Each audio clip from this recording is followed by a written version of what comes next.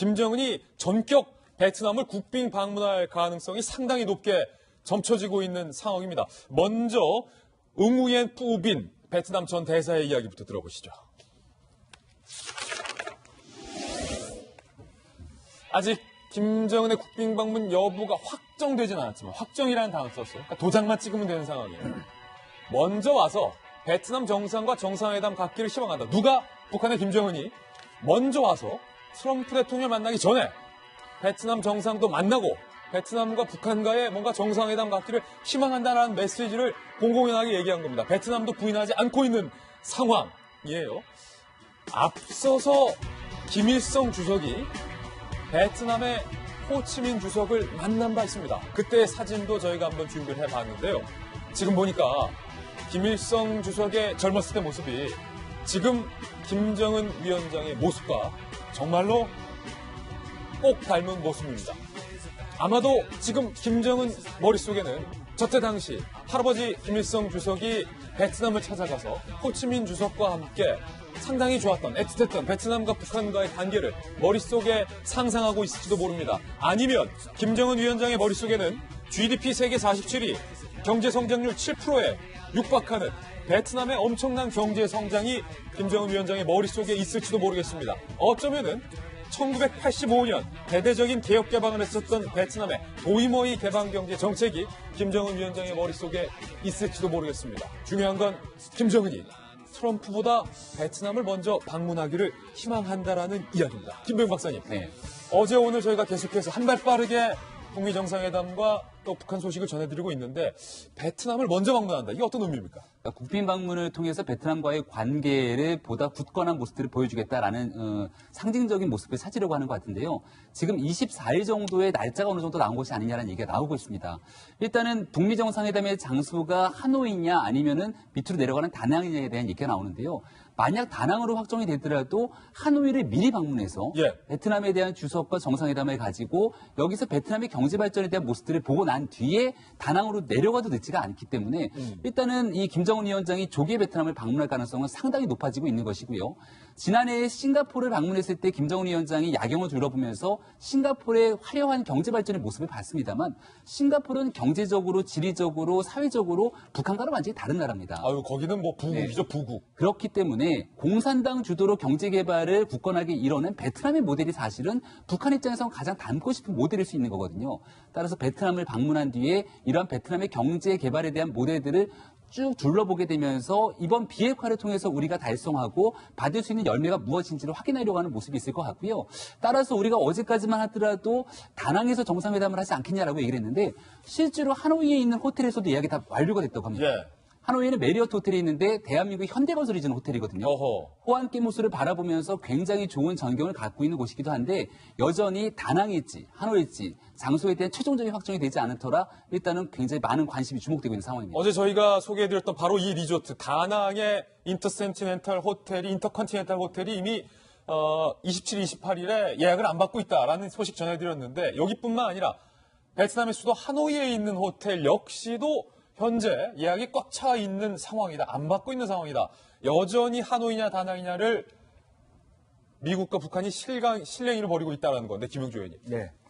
이게 말입니다. 하노이. 북한은 하노이를 고집하고 있고 트럼프 대통령은 다낭을 고집하고 있는데 만약에 북한이 하노이를 계속해서 끝까지 고집한다면 그러는 이유가 혹시 북한 대사관이 있어서 그것만은 아닐 것 때문 같아요. 뭐 그런 면도 있고 어쨌든 1957년도에 두 나라가 관계를 맺었고요. 또 58년도 김일성 주석이 베트남을 간 지가 60년이 넘는 해입니다. 그러네요.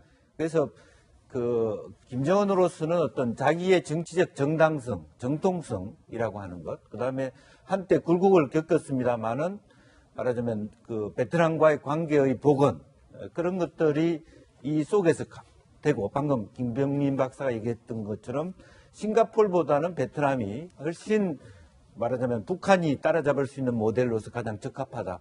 그런 여러 가지 포석이 있는 것이고 그런 어떤 정치적 정당성 그리고 먼저 관계를 복원했다라고 하는 그런 어떤 먼저 가서 기다린다라고 하는 어떤 전략의 우위권 이런 것들을 다 같이 포괄적으로 염두에 두고 있지 않나 그렇게 보여집니다. 특히 베트남이 특히 북한에게 우호적인 상황이기 때문에 그렇습니다. 베트남 전쟁에 대한 기억을 베트남은 하고 있는 것 같아요. 북한이 베트남을 도왔던 그때의 기억. 그렇습니다. 신세 그러니까 갚겠다. 자기가 충분히 베트남을 도왔다는 것도 있고 베트남 역시 또 역지사지로 도왔기 때문에 다시 한번 이번에는 베트남이 북한을 돕고 싶다는 의지가 충분히 녹아날 수 있는 그런 어떤 교류의 장이 될 수 있겠다는 생각이 듭니다. 말씀드렸다시피 북한이 하노이를 주장하고 있는 데는 여러 가지 이유가 있는데 정상 국가인 것을 과시하고 싶은 김정은의 속내도 담겨 있는 것 같습니다. 만약에 하노이로 장소가 최종 선정이 된다면 김정은 위원장의 전용기인 참매 1호기를 타고 평양에서 전용기를 타고 하노이에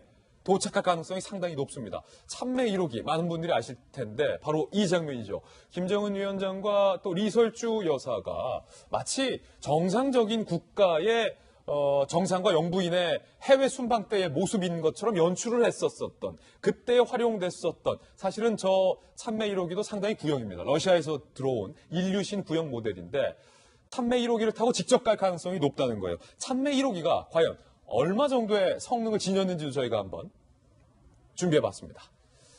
이런 것은 제가 또 전직 국방부 출신이기 때문에 전투기, 항공기, 1호기 이런 거엔 또 강합니다. 참매 1호 하고 베트남을 가고 싶다는 거예요. 김정은의 속내는 일명 에어포스 1. 구소련이 제작을 했다. 벌써 구소련 얘기 나오면 이게 얼마나 오래된 건지가 알 수가 있어요. 러시아도 아니고 구소련. 인류신 여객기라고 말씀드렸고 60년대 개발됐습니다. 93년에 이미 생산이 중단된 바 있기 때문에 AS 할 때 부품 조달도 상당히 어렵다는 거예요. 비행거리가 상당히 짧습니다. 대략 3,000마일, 4,828km는 안정적으로 비행이 가능하다라고는 알려져 있는데 제가 알기로는 제가 취재한 거는 저보다 더 짧습니다. 다낭이 평양에서 더 멉니다. 상대적으로 평양에서 더 가까운 하노이가 선정된다면 이거를 타고 가고 싶은 거예요. 김희정 장관. 네. 어떻게 될까요? 네. 어쨌든 설사 다낭에서 열린다 하더라도 호치민을 방문하는 거를 꼭 북한이 하고 싶어하는 의지가 읽힙니다. 무조건 호치민에 내려서 갈 거다. 네, 왜냐하면 어찌됐든 정상국가의 면모를 보여주고 싶고 특히 베트남하고의 관계성을 통해서 베트남만 노리는 게 아니라 동남아 국가 전체하고의 정치 경제적인 관계까지 다 계산을 두고 있는 것 같습니다. 여러분 이번 명절 지내면서 아마 주변에 친척분들 만나셨을 때 아마 주변에 월남 참전 유공자분들 친척들 계신 분들이 있을 겁니다. 예. 예, 그것처럼 우리는 남베트남을 도와서 참전을 했었거든요. 그런데 북한은 그때 호치민 주석이 이끄는 북베트남에 군사 물자도 보내고 그리고 공군 지원도 했었고요. 그래서 이 베트남에서 사망한 유해를 발굴을 해서 2002년에 조선인민군 영웅 열사묘에 안장하는 그런 절차까지 했었습니다. 그렇군요. 그러니까 역사적으로 우리나라보다도 수교가 40년 빠르거든요. 그래서 첫 번째는 베트남의 정치적으로 니네랑 우리는 옛날에 사회주의국 형제국가다라는 거를 다시 강조하고 싶고 또 호치민에 내려서 단순하게 이 비행기에서만 내리는 게 아니라 의장 사열대도 받고 예. 그리고 앞서 말씀드린 그 베트남 전쟁 때 할아버지하고 관계가 있었던 호치민 묘역 참배도 하고 예. 또 하노이에서 북미 정상회담과 별도로 베트남 정상회담도 함으로써 전 세계적으로 우리는 상당히 안정된 국가고 이렇게 성공한 베트남하고도 아주 관계가 좋은 나라다라고 베트남의 이미지를 북한에 더 씌우고 싶은 그런 느낌도 있는 거예요. 어허. 왜냐하면 체제도 유지를 하면서 경제 성장도 다한 두 마리 토끼를 다 잡은 굉장히 북한으로서는 부러운 나라거든요. 그리고 만약에 이번에 북미 정상회담이 잘 된다면 그동안은 중국하고만 이렇게 경제관계를 맺어왔는데 베트남을 필두로 해서 동남아하고도 또 관계를 맺고 싶어 하는데 베트남이 역할을 해달라 예. 이런 것까지 바라지 않을까라는 여러 가지 뜻을 담고 있습니다.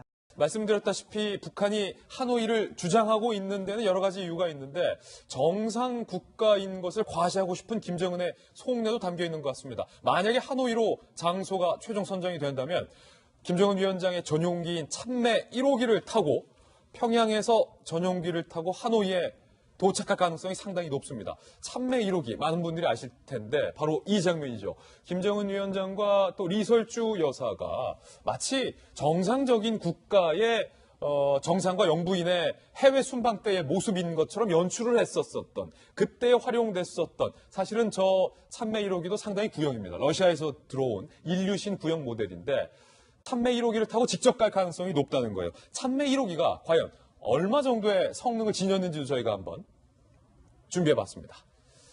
이런 것은 제가 또 전직 국방부 출신이기 때문에 전투기, 항공기, 1호기 이런 거엔 또 강합니다. 찬매 1호 하고 베트남을 가고 싶다는 거예요. 김정은의 속내는. 일명 에어포스 1. 구소련이 제작을 했다. 벌써 구소련 얘기 나오면 이게 얼마나 오래된 건지가 알 수가 있어요. 러시아도 아니고 구소련.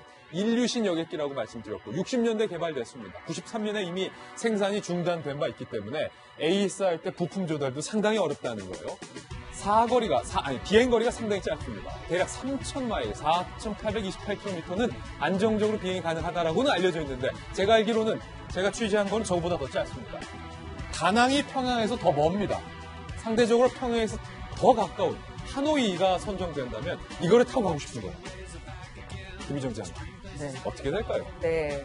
어쨌든 설사 다낭에서 열린다 하더라도 호치민을 방문하는 거를 꼭 북한이 하고 싶어하는 의지가 읽힙니다. 무조건 호치민에 내려서 갈 거다. 네, 왜냐하면 어찌됐든 정상국가의 면모를 보여주고 싶고 특히 베트남하고의 관계성을 통해서 베트남만 노리는 게 아니라 동남아 국가 전체하고의 정치 경제적인 관계까지 다 계산을 두고 있는 것 같습니다.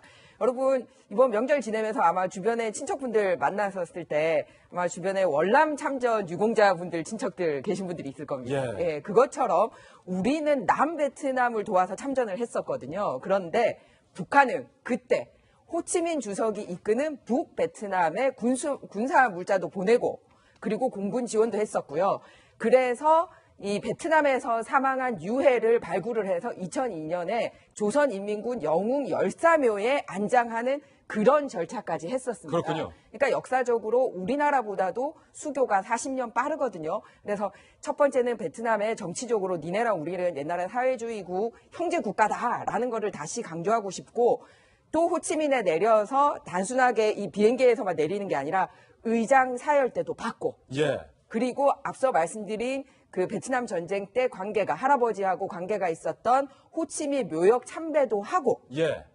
또 하노이에서 북미 정상회담과 별도로 베트남 정상회담도 함으로써 전 세계적으로 우리는 상당히 안정된 국가고 이렇게 성공한 베트남하고도 아주 관계가 좋은 나라다라고 베트남의 이미지를 북한에 더 씌우고 싶은 그런 느낌도 있는 거예요. 어허. 왜냐하면 체제도 유지를 하면서 경제 성장도 다한 두 마리 토끼를 다 잡은 굉장히 북한으로서는 부러운 나라거든요. 그리고 만약에 이번에 북미 정상회담이 잘 된다면 그동안은 중국하고만 이렇게 경제관계를 맺어왔는데 베트남을 필두로 해서 동남아하고도 또 관계를 맺고 싶어 하는데 베트남이 역할을 해달라 예. 이런 것까지 바라지 않을까라는 여러 가지 뜻을 담고 있습니다. 여러 가지 포석이 담겨있는 국빈 방문일 가능성.